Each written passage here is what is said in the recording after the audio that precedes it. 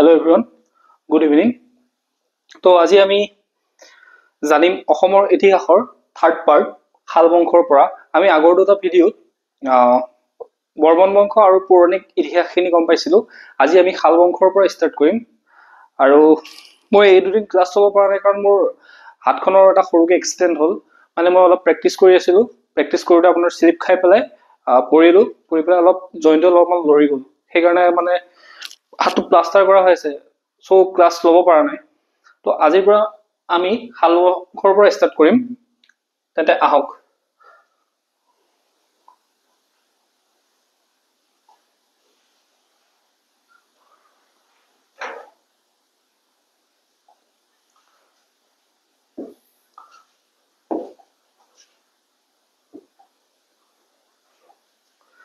শাল বংশ আপোনাৰ স্থাপন হৈছিলে প্ৰায় 655 খ্ৰীষ্টাব্দৰ পৰা 675 খ্ৰীষ্টাব্দৰ ভিতৰত। আৰু শাল বংশৰ প্ৰতিষ্ঠাতা আছিলে শালস্তম্ভ নামৰ এজন ৰজা। এই শালস্তম্ভ শাল প্লাছ স্তম্ভ, শাল যোগ স্তম্ভ, মানে তেওঁ শাল সূতাৰ দৰে কঠিন আছিলে। আপোনালোকে সকলোৱে জানে শাল গছ কিমান এজোপা মূল্যৱান গছ।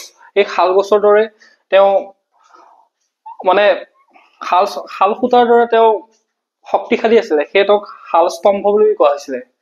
এই শালস্তম্ভৰ ৰজাজনে শাল বংশৰ প্ৰতিষ্ঠা কৰিছিলে।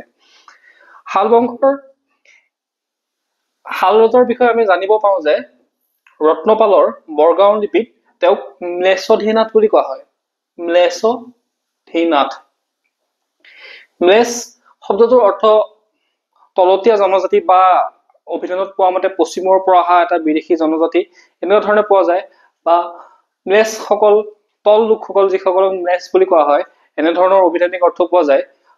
চ' বাকী খিনি ম্লেচ্ছসকলক কি বুলি কোৱা হয় আমি জনা নাযায়। তেওঁ ৰত্নপালৰ বৰগাঁও লিপিত ম্লেচ্ছধীনাথ বুলি উল্লেখ আছে। এই শাল বংশৰ ৰাজধানী আছিলে হটকেশ্বৰ বা হৰূপেশ্বৰ। অৰ্থাৎ শাল বংশৰ ৰাজধানীখনৰ নাম আছিলে হটকেশ্বৰ বা হৰূপেশ্বৰ। এই হটকেশ্বৰ বা হৰূপেশ্বৰ অঞ্চলটো আছে বৰ্তমান তেজপুৰ অঞ্চল বুলি চিনাক্ত কৰা হৈছে। অৰ্থাৎ আমি ইয়াৰ পৰা গম পাওঁ যে শাল বংশ ৰাজ্যখন, শালস্তম্ভৰ ৰজাই পতা শাল বংশৰ ৰাজ্যখন আছিলে তেজপুৰ অঞ্চলত, অৰ্থাৎ বৰ্তমানৰ শোণিতপুৰ অঞ্চল।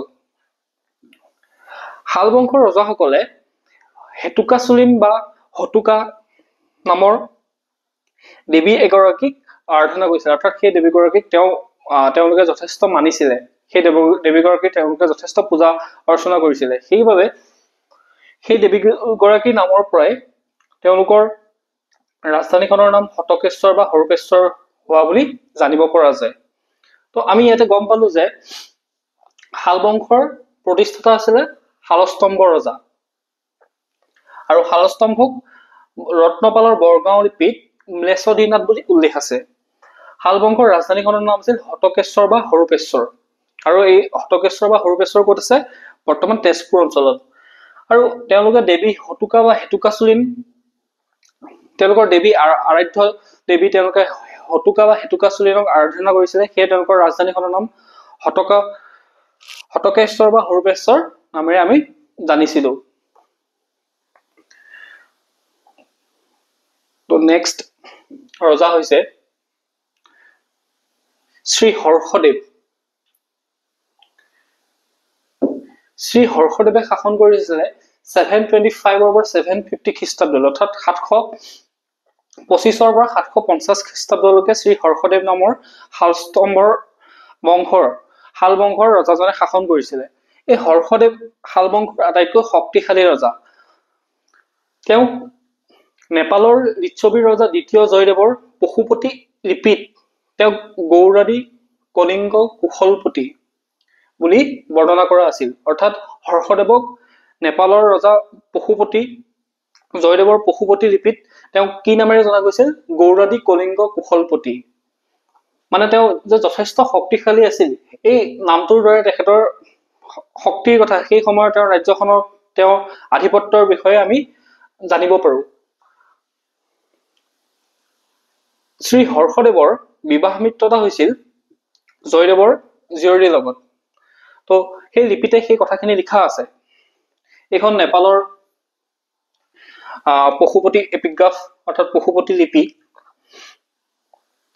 শ্ৰী হৰ্ষদেৱে কলিংগ আৰু কুশালৰ শৈল্য বংশকো পৰাস্ত কৰে। শ্ৰী হৰ্ষদেৱ যথেষ্ট শক্তিশালী আছিলে, সেয়ে তেওঁ কি কৰে, কলিংগ আৰু কুশালৰ শৈল্য বংশকো মানে হৰুৱাই সেই ৰাজ্য তেওঁ দখলত আনে। তেওঁক পৰাজিত কৰে জীৱিতগুপ্ত দ্বিতীয়ক। তেওঁ জীৱিতগুপ্ত দ্বিতীয়কো পৰাজিত কৰে, অৰ্থাৎ গুপ্ত বংশৰ এজন ৰজা জীৱিতগুপ্ত, তেওঁকো শ্ৰী হৰ্ষদেৱে পৰাজিত কৰে। দান্তি দুৰ্গৰ সমন্বয়ৰ এপিগ্ৰাফত উল্লেখিত অনুসৰি পশ্চিমীয়া চালুক্যৰ সৈতেও হৰ্ষদেৱৰ সংঘাত হৈছিল। অৰ্থাৎ পশ্চিমৰ চালুক্য ৰজাসকল গুজৰাটৰ ফালে, মই এতিয়া হাতখন মানে বাওঁ হাতে লিখাৰ অভ্যাস নাই, চ' মই মেপখন আঁকি পেলাই দেখাই দিব নোৱাৰিম, অলপ অসুবিধা হৈছে, তেওঁ তাতে মিলাই চলিব লাগিব।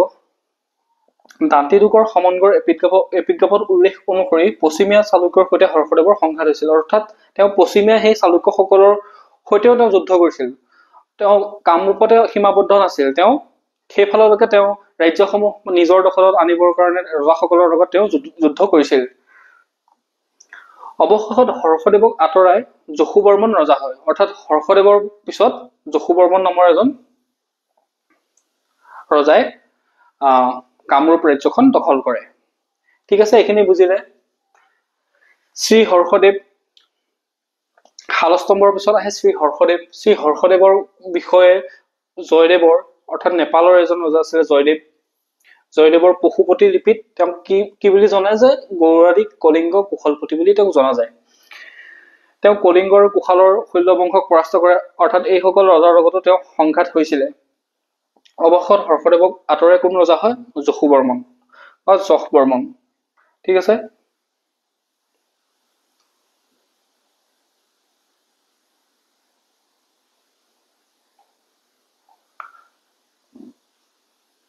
তাৰপিছত নেক্সট ৰজাজন আহে, যিজনৰ বিষয়ে আমি জানিবলৈ পাওঁ, তেওঁ হৈছে হাজাৰ বৰ্মন। হাজাৰ বৰ্মনে শাসন কৰে 815 পৰা 835 খ্ৰীষ্টাব্দলৈকে। আমি নেক্সট যিজন ৰজাৰ বিষয়ে অলপমান তথ্য পাওঁ, সেই ৰজাজনৰ নাম হৈছে হাজাৰ বৰ্মন। আৰু হাজাৰ বৰ্মনে কেতিয়াৰ পৰা কেতিয়ালৈকে শাসন কৰে, 815 পৰা 835 খ্ৰীষ্টাব্দলৈকে তেওঁ মানে ৰাজ্যত শাসন কৰিছিলে। আটাইতকৈ দীঘল মহাৰজা ধীৰাজ পৰমেশ্বৰ পৰম ভট্টৰক উপাধি লোৱা প্ৰথমজন কামৰূপীয়া ৰজা। অৰ্থাৎ হাজাৰ বৰ্মনে কি কৰিছিলে, তেওঁ নিজৰ নামৰ আগত বহুত এটা দীঘল মানে উপাধি লৈছিলে। আগৰ দিনত যেনেধৰণে মহাৰাজ, ৰায় বাহাদুৰ এনেধৰণৰ যিবিলাক উপাধি লোৱা গৈছিলে, সেই উপাধিবিলাক পিছত নাইকিয়া কৰা হ'ল, তেনেকুৱা উপাধি ল'ব নোৱাৰিব বুলি নিয়ম অনা গ'ল। কিন্তু তাৰ আগত ৰজা মহাৰজাসকলৰ ভিতৰত কামৰূপৰ এই ৰজাজনে, হাজাৰ বৰ্মনে, মহাৰজা ধীৰাজ পৰমেশ্বৰ পৰম ভট্টৰক উপাধি, মানে আটাইতকৈ দীঘল উপাধি লোৱা কামৰূপৰ এজন কি আছিলে, প্ৰথম ৰজা। তেওঁ হেটুকাচুলিন নামৰ এটা মন্দিৰ নিৰ্মাণ কৰে। এই হেটুকাচুলিন নামৰ এটা মন্দিৰ তেওঁ তেজপুৰত নিৰ্মাণ কৰে। তেওঁলোকৰ ৰাজধানী ক'ত আছিলে? তেওঁলোকৰ ৰাজধানী আছিলে হটকেশ্বৰ বা হৰুকেশ্বৰ। এই হটকেশ্বৰ বা হৰুকেশ্বৰতে তেওঁ কি কৰে, হেটুকাচুলিন নামৰ এটা মন্দিৰ নিৰ্মাণ কৰিছিল। আৰু হাজাৰা পুখুৰী খান্দে, আৰু এটা পুখুৰী খান্দে, আৰু পুখুৰীটোৰ নাম কি দিয়ে, হাজাৰা পুখুৰী। ঠিক আছে, তাৰপিছতে বনমালা বৰ্মন। বনমালা বৰ্মনে 835 পৰা 865 খ্ৰীষ্টাব্দলৈকে তেওঁৰ ৰাজ্যত শাসন কৰিছিলে। ঠিক আছে, তেওঁৰ বিষয়ে ইমান তথ্য পোৱা নাযায়, খালি তেওঁৰ নামটো গম পোৱা গৈছে, পিছৰ ক্ৰনলজিটো গম পোৱা গৈছে যে বনমালা বৰ্মনে শাসন কৰিছিলে। ঠিক আছে, তাৰপিছত নেক্সট আহে জয়মালাক সিংহাসন দি তেওঁ খালেখানা ৰাখে। অৰ্থাৎ বনমালা বৰ্মনে খালেখানা ৰাখে। এই খালেখানা মানে কি? এইটো হিন্দীত কোৱা হয় চালেখানা, বা ইংলিছত চালেখানা বুলি কয়। চালেখানা হৈছে জৈন ধৰ্মৰ এটা পৰম্পৰা। কি কৰে তেওঁলোকে, জৈন যিবিলাক মংক আছে, জৈন ধৰ্মৰ যিসকল সন্যাসী আছে, তেওঁলোকে এটা সময়ত খোৱা বোৱা সম্পূৰ্ণ এৰি দি তেওঁলোকে তপস্যাত বহে, তেওঁলোকে ধ্যানত বহে, আৰু সেই তেনেকে একো নোখোৱাকে এটা সময়ত গৈ তেওঁলোকৰ মৃত্যু হয়। অৰ্থাৎ তেওঁলোকে ধ্যানত বহে একো নোখোৱাকে, সকলো মানে সংসাৰৰ মোহ মায়া ত্যাগ কৰি তেওঁলোকে পৰ্বত পাহাৰ জংঘলত গুচি যায়। জংঘলত গুচি যোৱাৰ পাছত তেওঁলোকে খোৱা বোৱা সকলো বাদ দি অনাহাৰে একমাত্ৰ ধ্যানত বহে। সেই ধ্যানত বহি পেলাই এটা সময়ত তেওঁলোকৰ মৃত্যু হৈ যায়। মানুহে যেতিয়া একো নাখাব, পানী এটুপি যেতিয়া গ্ৰহণ নকৰিব, কিমান দিন মানুহ জীয়াই থাকিব? চ' জৈন ধৰ্মৰ এইটো এটা নিয়ম চালেখানা বা খাদেখানা, অনাহাৰে মৃত্যুক আকোৱালি লোৱা, মানে কোনো খাদ্য গ্ৰহণ নকৰাকে তপস্যাত বহি তেওঁলোকে নিজে নিজে মৃত্যু হয়। তো সেই বনমালা বৰ্মনে কি কৰিছিলে, বনমালা বৰ্মনে সেই চালেখানা লৈছিলে। সেই চালেখানা নিয়ম, সেইটো এটা জৈন ধৰ্ম কঠোৰ নিয়ম এইটো এটা। তো সেইটো লৈছিলে, লৈ পেলাই তেওঁ কি কৰে, তেওঁ জয়মালাক সিংহাসন দি থৈ যায়। জয়মালা মানে বনমালাৰ পিছত নেক্সট ৰজাজন কোন হয়, জয়মালা। জয়মালাক বীৰবাহু নামেৰে জনা যায়। জয়মালাৰ অন্য এটা নাম আছিলে বীৰবাহু। এইটো এনেকুৱা ধৰণৰ প্ৰশ্ন আহিব পাৰে আপোনালোকক যে জয়মালা নামৰ ৰজাজনক শালস্তম্ভ বংশৰ জয়মালাক কি নামেৰে জনা গৈছিলে, বা বীৰবাহু নামটো কোনজন ৰজাৰ এটা নাম, বীৰবাহু কোনজন ৰজাক বীৰবাহু হিচাপে জনা যায়, এনেধৰণৰ প্ৰশ্ন আপোনালোকৰ আহিব পাৰে। চ' জয়মালাৰ নামটো কি বুলি জনা গৈছিলে, বীৰবাহু। আৰু ইয়াতে মই লিখি দিছো, হেটুকাচুলিন হৈছে শালস্তম্ভসকলৰ দেৱতা। সেই কথাটো মই আগতে কৈ আহিছো যে হেটুকাচুলিন বা হটুকাচুলিন নামৰ দেৱী বা দেৱতাক তেওঁলোকে আৰাধনা কৰিছে। তেওঁলোকে সেই দেৱতা বা দেৱীৰ যথেষ্ট পূজা, তেওঁলোকৰ প্ৰতি, সেই দেৱীৰ প্ৰতি তেওঁলোকৰ যথেষ্ট আনুগত্য আছিলে, তেওঁলোকক যথেষ্ট মানে পূজা অৰ্চনা কৰিছিলে। সেয়ে শালস্তম্ভসকলৰ হেটুকাচুলিন হৈছে এগৰাকী বা এজন আৰাধ্য দেৱতা। সেই হেটুকাচুলিনক তেওঁলোকে যথেষ্ট মানে। ঠিক আছে,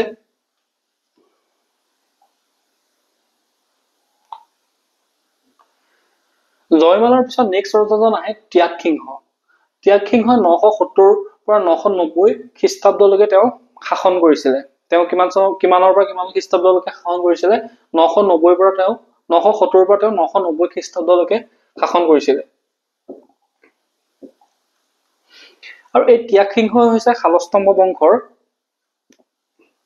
একেবাৰে শেষৰজন ৰজা। অৰ্থাৎ শালস্তম্ভ বংশৰ প্ৰথম ৰজাজনৰ নাম কি আছিলে, শালস্তম্ভ। শাল বংশৰ প্ৰথমজন ৰজাৰ নাম হৈছে শালস্তম্ভ। শালস্তম্ভৰ একেবাৰে শেষৰজন ৰজাৰ নাম হৈছে ত্যাগসিংহ। একেবাৰে শেষৰ ৰজাজনৰ নাম কি, এই বংশটোৰ একেবাৰে শেষৰ ৰজাজনৰ নাম হৈছে ত্যাগসিংহ। ইয়াতে লিখিছো শালস্তম্ভ বংশৰ শেষ শাসক। তেওঁ নিঃসন্তান হোৱাত তেওঁৰ বিষয়াসকলে ব্ৰহ্মপালক, সামন্তীয় শাসক তেওঁলোকৰ ৰজা পাতে। অৰ্থাৎ ত্যাগসিংহৰ কোনো সন্তান নাছিলে। তেওঁ যিহেতু সন্তান নাছিলে, উত্তৰাধিকাৰী হতে কাক ৰজা পাতিব, সেয়ে কি কৰিলে, ব্ৰহ্মপাল নামৰ এজন সামন্তীয় শাসকক ৰজাৰ যিসকল মন্ত্ৰী বিষয়া আছিলে তেওঁলোকে সেই ব্ৰহ্মপালক ৰজা পাতে।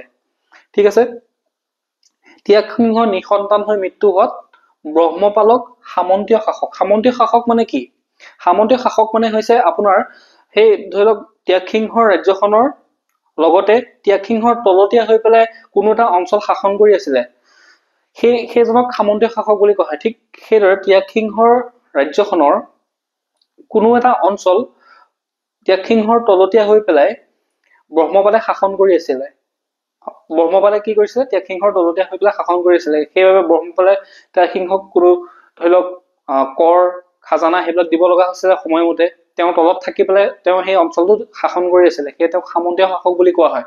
সামন্তীয় শাসক আছিলে ব্ৰহ্মপাল কি হয়, ত্যাগসিংহক মৃত্যু হোৱাত ব্ৰহ্মপাল ৰজা হয়। আৰু এই ব্ৰহ্মপালে কামৰূপৰ প্ৰথমজন নিৰ্বাচিত ৰজা মানে আপোনালোকে চাওক, মই ভাৰতৰ ইতিহাস যেতিয়া পঢ়াম, ভাৰতৰ ইতিহাস পঢ়ালে তাতে মই 16 মহাজনপদৰ বিষয়ে পঢ়াম। 16খন মহাজনপদ আছিলে। সেই 16খন মহাজনপদ, সেই 16খন ৰাজ্যত কিছুমান আছিলে কি আছিলে, ৰিপাব্লিক কিং আছিলে, গণতান্ত্ৰিকভাৱে নিৰ্বাচিত হোৱা শাসক আছিলে।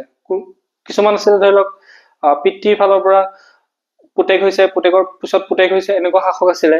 আৰু কিছুমান মানে ৰাজ্যত ডেমক্ৰেটিক আছিলে, তাত প্ৰজাই ৰজা নিৰ্বাচন কৰিছিলে, প্ৰজাই ভোট দি ৰজা নিৰ্বাচন কৰিছিলে।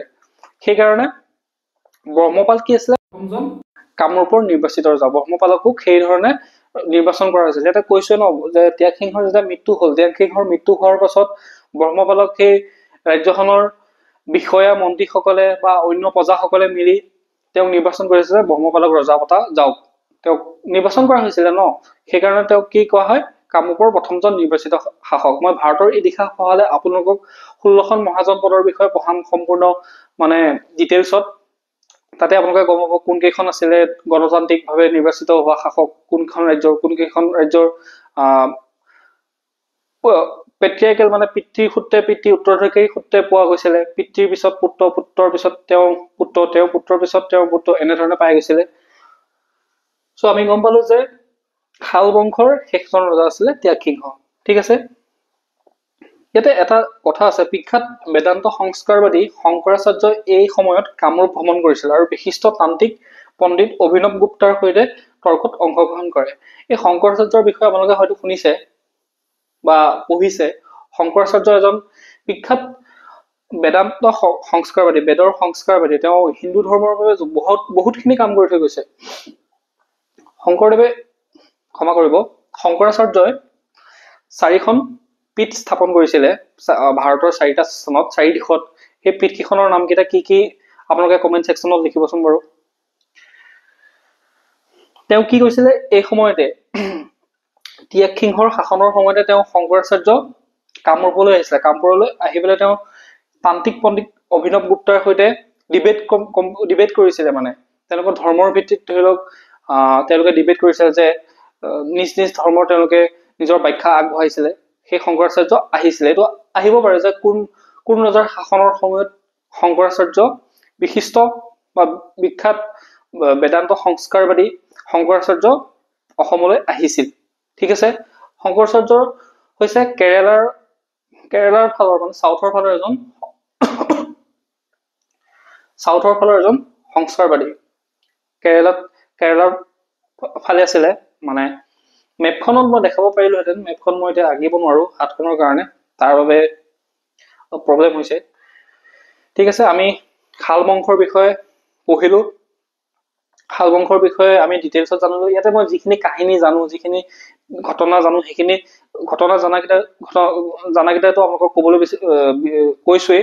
আৰু বাকী যিখিনি লাইন বাই লাইন জানো, আমি লাইন বাই লাইনে পঢ়িব লাগিব, কাৰণ তেনেকুৱা কাহিনী কোনো পোৱা নাই, তেনেকুৱা তথ্য আমি পোৱা নাই, সেইবাবে তেনেধৰণে পঢ়িব লগা হৈছে। আৰু মই আপোনালোকক অসমৰ ইতিহাস ইমান ডিটেইলছত পঢ়াই আছো, এনেকুৱা ডিটেইলছত বেলেগে নপঢ়ায়। এয়া আপোনালোকৰ APSCৰ দৰে এক্সাম দিবৰ বাবে যদি আপোনালোকে বিচাৰিছে, APSCটো ইয়াতছে আৰু ডিটেইলছত কুৱেশ্যন নাহে। তো আপোনালোকক সম্পূৰ্ণ ডিটেইলছত অসমৰ ইতিহাস অসমীয়াত পঢ়াই আছো। যথেষ্ট কষ্ট হৈছে আৰু হাতখন মোৰ হৈ গ'ল ঘটনাটো ফটককে। তো হাতখনৰ কাৰণে অলপমান প্ৰব্লেম হৈ আছে PPT বনোৱাত। ঠিক আছে,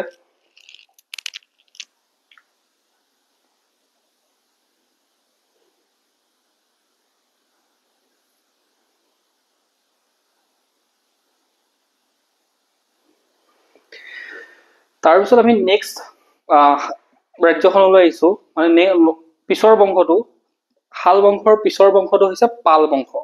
পাল বংশৰ বিষয়ে এতিয়া পঢ়িম। সেই যে ব্ৰহ্মপাল যে ৰজা হৈছিলে, সেই ব্ৰহ্মপালৰ পৰা সেই গোটেই ৰজাসকলৰ বিষয়ে আমি এতিয়া পঢ়িম। তো আহক।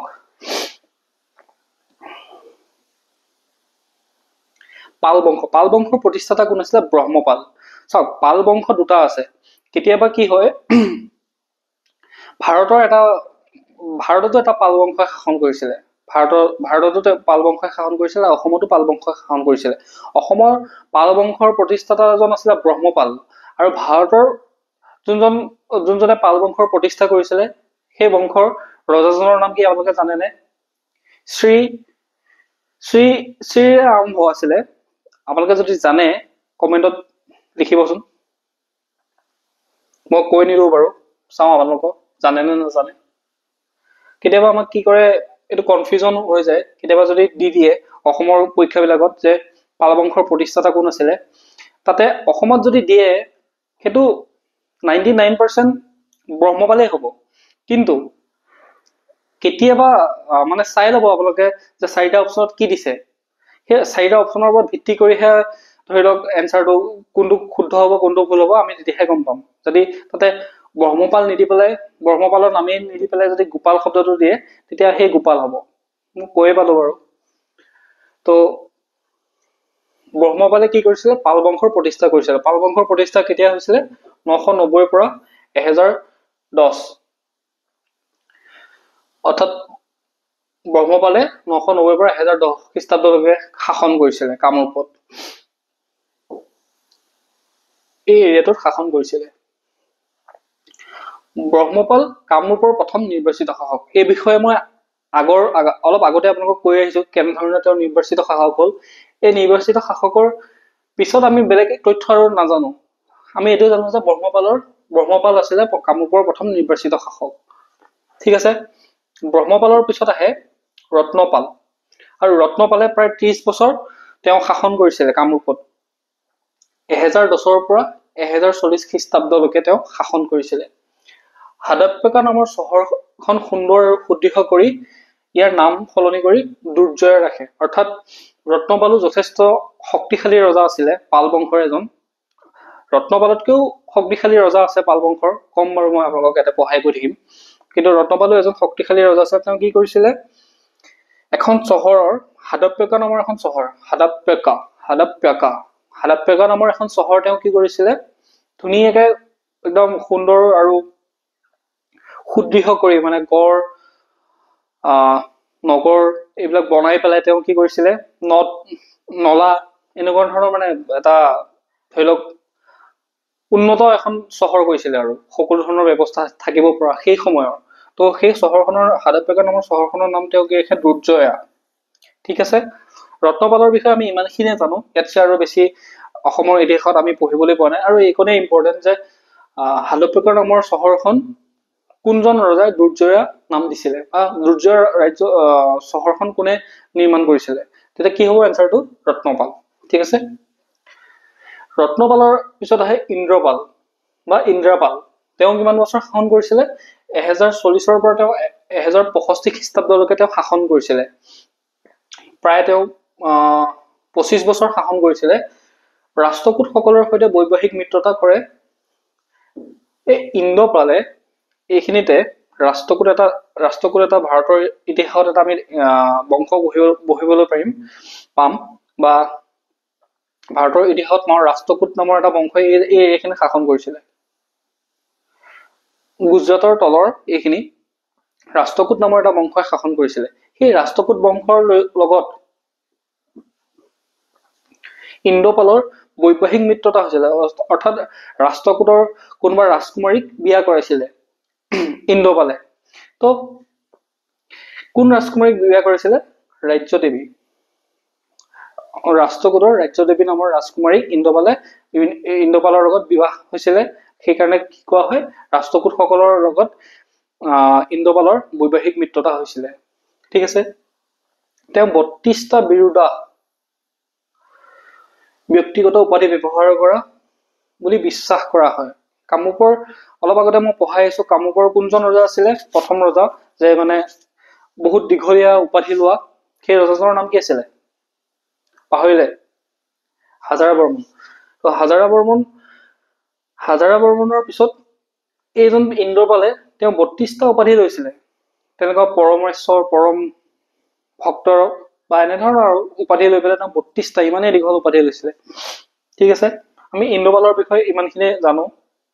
খালি ইন্দ্ৰপালৰ লগত এটাই ইম্পৰ্টেণ্ট হ'ল যে তেওঁ ৰাষ্ট্ৰকূটৰ ৰাজ্যদেৱীক বিবাহ কৰাইছিলে, মানে ৰাষ্ট্ৰকূটৰ লগত তেওঁ সম্পৰ্ক ভাল আছিলে। ঠিক আছে।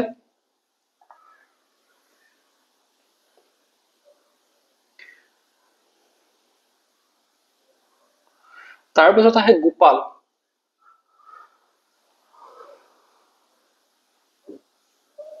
তো অলপমান বানানটো ভুল আহিছে, শুদ্ধ কৰি ল'ব লাগিব।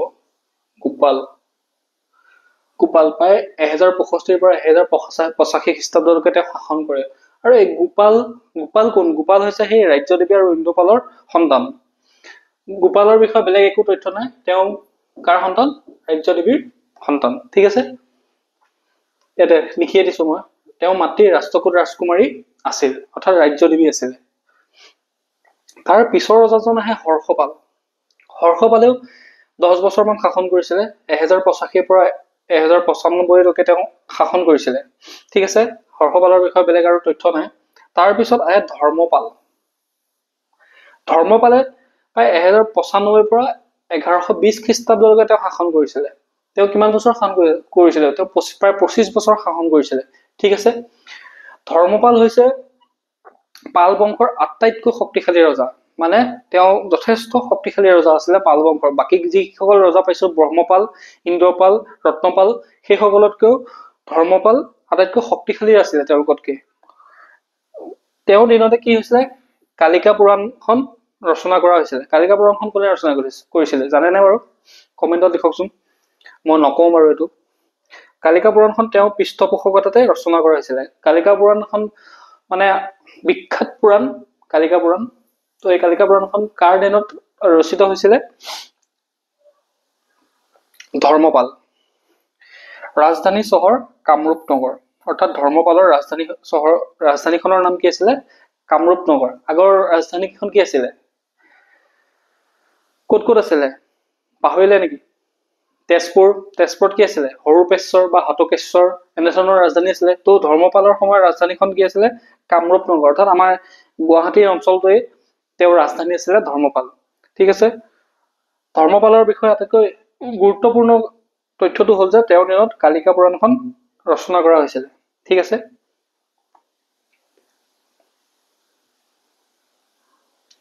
তাৰ পিছৰ ৰজাজন আহে জয়পাল। তেওঁ 1120ৰ পৰা 1138 হ'ব লাগে, 1138 খ্ৰীষ্টাব্দলৈকে তেওঁ কি কৰিছিলে? শাসন কৰিছিলে জয়পালে কেতিয়া শাসন কৰিছিলে? প্ৰায় 1120ৰ পৰা 1138 খ্ৰীষ্টাব্দলৈকে তেওঁ শাসন কৰিছিলে। বংগৰ ৰজা ৰামপালৰ হাতত পৰাজিত হয়। সেই যে কৈছিলো পাল বংশ আৰু এটা পাল বংশ আছে বংগত বা ভাৰতৰ ইতিহাসত আমি পঢ়িব পাওঁ। সেই ৰামপালৰ হাতত কি কৰে? পৰাজিত হয়। ৰামপালে কামৰূপ সম্পূৰ্ণভাৱে দখল কৰা নাছিল। মানে ৰামপালে কি কৰিছিলে? গোটেই কামৰূপখন দখল কৰি লোৱা নাছিল, কেৱল উত্তৰ বংগ দখল কৰে আৰু এই ভূখণ্ডত টিংগদেৱক দি তেওঁ ৰজা পাতে। অৰ্থাৎ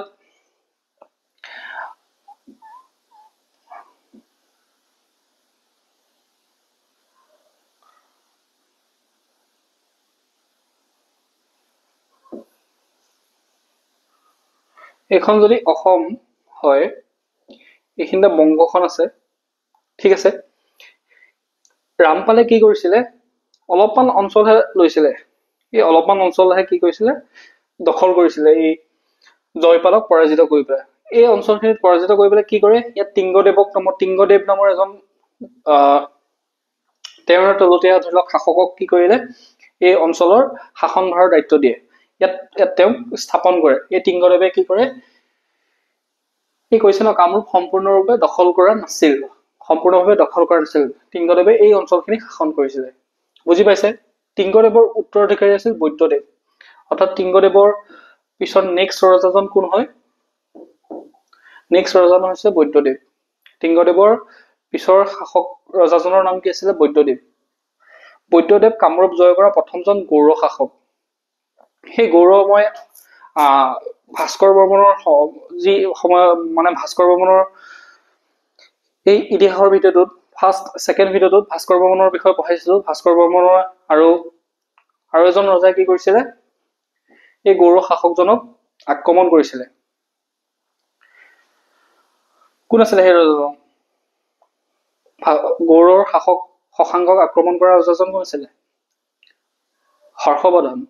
হৰ্ষবৰ্ধন। তো বৈদ্যদেৱ হৈছে কামৰূপ জয় কৰা প্ৰথমজন গৌড় শাসক। সেই শশাংকৰ উত্তৰ সৰিচাকে। চ' বৈদ্যদেৱ কামৰূপ জয় কৰা প্ৰথমজন গৌড় শাসক। আৰু কামৰূপে বৈদ্যদেৱে প্ৰথমটো ব্ৰাহ্মণ বংশৰ প্ৰতিষ্ঠা কৰে। তেতিয়ালৈকে কামৰূপত ব্ৰাহ্মণ বংশৰ প্ৰতিষ্ঠা হোৱা নাছিলে। আগৰ ৰজাসকল আপোনালোকে পাই আহিছে, কোনোবা হয়তো ম্লেচ্ছধিনাথ এনেকুৱা ধৰণৰ আছিলে, অসুৰ বংশৰ ৰজা এনেকুৱা ধৰণৰ আছিলে। তো ব্ৰাহ্মণ বংশৰ প্ৰতিষ্ঠা হোৱা নাছিলে। বৈদ্যদেৱে কি কৰিছিলে? কামৰূপত প্ৰথম ব্ৰাহ্মণ বংশৰ প্ৰতিষ্ঠা কৰে। ঠিক আছে, তো অসমৰ ইতিহাসৰ প্ৰথম বংশটো হৈছে কামৰূপত শাসন কৰা প্ৰথম বংশটো কি আছিলে? কামৰূপত শাসন কৰা প্ৰথম বংশটো হৈছে বৰ্মন। প্ৰথম বংশটো হৈছে বৰ্মন। বৰ্মনৰ পিছত কোন বংশ শাসন কৰে? শাল বংশ। শাল বংশৰ পিছত কোনে শাসন কৰে? পাল। তো এইটো মোষ্ট ইম্পৰ্টেণ্ট, ভিডিঅ'টো স্কিপ কৰি পেলাই ইতিহাস শেষ হ'ল বুলি আপোনালোকে গুচি যাব নালাগে, কথাটো শুনি যাওক। কামৰূপত বৰ্মন বংশই প্ৰথম শাসন কৰিছিলে। আমি মানে ৰাজনৈতিক ইতিহাস যদি মানে ভালকে ইতিহাসৰ তথ্য পোৱাৰ ওপৰত ভিত্তি কৰি যদি আমি কওঁ, তেতিয়াহ'লে বৰ্মন বংশই কামৰূপত প্ৰথম শাসন কৰিছিলে। বৰ্মন বংশৰ পিছত শাল বংশৰ পিছত পাল বংশ। ঠিক আছে, এটা কুৱেশ্যন কেইবাবাৰো আহিছে এইটো কুৱেশ্যন এক্সামত বহুতবাৰ আহিছে যে কামৰূপত শাসন কৰা প্ৰথম বংশটোৰ নাম কি, বা কামৰূপত শাসন কৰা শেষ বংশটোৰ নাম কি আছিলে, বা এনেকে সোধা যে তলৰ কোনটো বংশই কামৰূপত শাসন কৰা নাছিলে। এটা বহুতখিনি আমাৰ খেলি মেলি হয়, মই দেখিছো, মানে এইটো বহুত কনফিউজন হয়। আপোনালোকে মনত ৰাখি লওক, বৰ্মন বংশ ফাৰ্ষ্ট, তাৰপিছত শাল বংশ, তাৰপিছত পাল বংশ। ঠিক আছে, আজিলৈ ইমানে। তো নেক্সট ভিডিঅ' মই লৈ আহিছো। মোৰ হাতটো অলপমান প্ৰব্লেম হোৱাৰ কাৰণে কি হ'ব আৰু ভিডিঅ' মই কাম কৰিব পৰা নাই, এখন যদি কম্পিউটাৰ চলাবলৈ অলপ অসুবিধা হয়, তো মিলাই কৰি আছো। লাহে লাহে ভিডিঅ'বিলাক দি থাকিম বাৰু। মই নেক্সট আপোনালোকৰ কাৰণে 1 বছৰৰ কাৰেণ্ট এফেয়াৰ্ছৰ ভিডিঅ' লৈ আহি আছো। মোৰ পিপিটিটো বনাই অলমষ্ট কমপ্লিট, 5% মান বাকী আছে। তো এইখিনি কমপ্লিট কৰিব পাৰিলে মই 1 বছৰৰ কাৰেণ্ট এফেয়াৰ্ছ, আজিলৈকে এনেকুৱা কাৰেণ্ট এফেয়াৰ্ছ অসমত কোনো চেনেলত ক'তো দিয়া নাই, ফ্ৰীকে সম্পূৰ্ণ অসমীয়াত মই আনি আছো 1 বছৰৰ কাৰেণ্ট এফেয়াৰ্ছ। তো আপোনালোকে চেনেলটো ছাবস্ক্ৰাইব কৰি ৰাখিব। Thank U.